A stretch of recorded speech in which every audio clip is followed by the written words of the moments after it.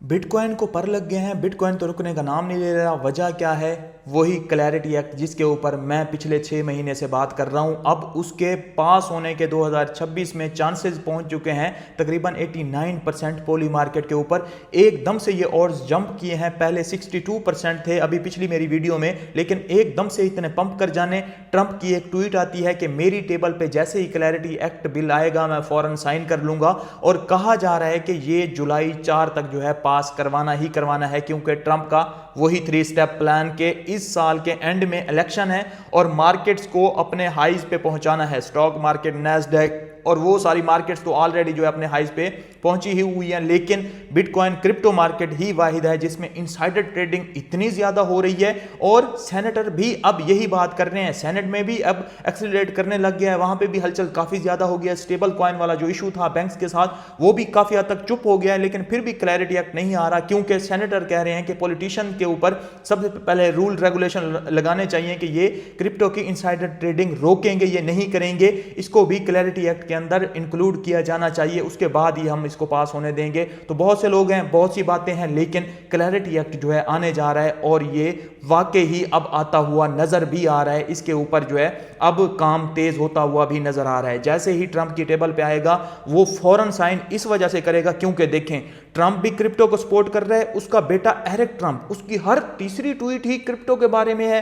तो यूएसए का या डोनाल्ड ट्रंप बिजनेसमैन का हमेशा से यही रहा है कि बॉटम पे बाय करो, जैसे आप बाय कर लो, फुली आपने बाइंग कर ली हो, उसके बाद जो है हाइप बनाओ, फोमो बनाओ और लोगों को जो है पीक पे जाके सेल करो और लोग वहां से जो है बाय करें और उसमें फंस जाएं और आप अपना मोटा पैसा बना लो। तो ये ट्रंप का हमेशा से चलता आया है और यूएसए का भी हमेशा से चलता आया है। तो यूएसए अभी भी वही स्ट्रेटेजी लगाएगा, क्योंकि काफी सारे लोग जो है प्रेडिक्शन कर रहे हैं कि जो बिटकॉइन का बॉटम था वो 60 के ऑलरेडी लग चुका है। यहां से हम जो है 2026 में अगर क्लैरिटी एक्ट पास होता है तो फाइनेंशियल मार्केट तक बिटकॉइन को, अगर बिटकॉइन कमोडिटी में आता है तो उसको फाइनेंशियल मार्केट तक डायरेक्ट एक्सेस मिल जाएगी। और बहुत बड़े इंस्टीट्यूशन ऑलरेडी जो है, जो देखें मेटा प्लैनेट ही एक ऐसी कंपनी है जापान की जो बहुत सारे बिटकॉइन जो होल्ड कर रही है। उसके अलावा आप 100 ऑफ कंपनीज हैं, सब में देखें जो बाय किए हुए हैं बिटकॉइन को वो यूएसए की ही हैं। तो यूएसए नहीं चाहेगा कि हमारी कंपनी ने ही बिटकॉइन बाय किया हुआ है, हमारी गवर्नमेंट के पास बिटकॉइन है, हमारे लोगों के पास बिटकॉइन है, तो इसको हम पंप ना करवाएं, इसके ऑल टाइम हाई तक ना लेके जाएं।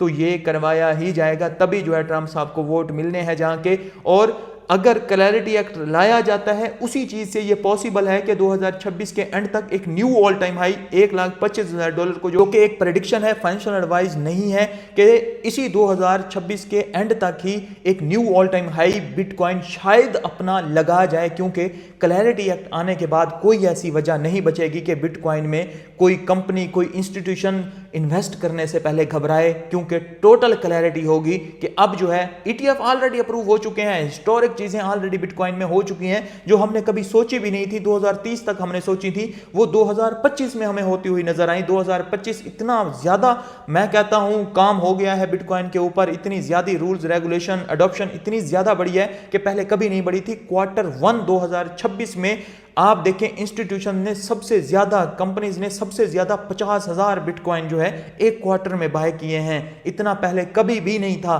क्योंकि अब क्लैरिटी एक्ट बिल्कुल नजदीक आ चुका है और ये जैसे ही आया तो बिटकॉइन ने आपको फिर मौका नहीं देना बाइंग का। तो आप अपना डिसीजन ले लीजिए, फाइनेंशियल एडवाइस नहीं है, लेकिन मैं बहुत ज़्यादा बुलिश हो गया हूँ ये चीज़ देखने के बाद पॉली मार्केट की, कि 90% चांसेस हैं कि जुलाई तक या 2026 में ही क्लैरिटी एक्ट पास होने वाला है।